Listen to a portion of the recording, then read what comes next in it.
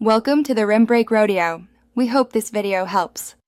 You start now, clear one area at a time and use methodical sweeps, top to bottom, left to right.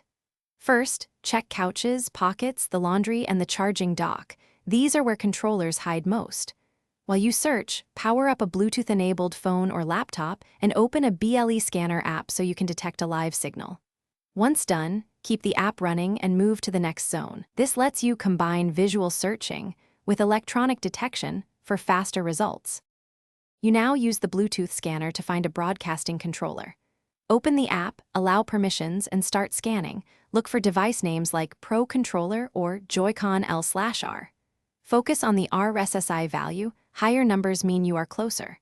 Once you see a promising signal, walk slowly and rotate your body. Pay attention to sudden RSSI jumps because they narrow the location. Make short pauses and rescan. Once readings consistently peak in one spot, start a systematic visual search there. You finish by following the strongest RSSI direction and inspecting tight hiding places. Lift cushions, check seams, and look behind consoles and furniture.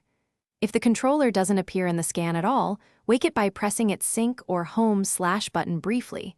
That forces a broadcast and lets the scanner pick it up. Once found, recharge and test on the switch.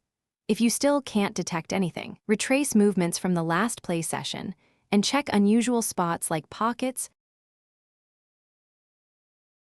Thanks for watching. Consider subscribing if we helped you.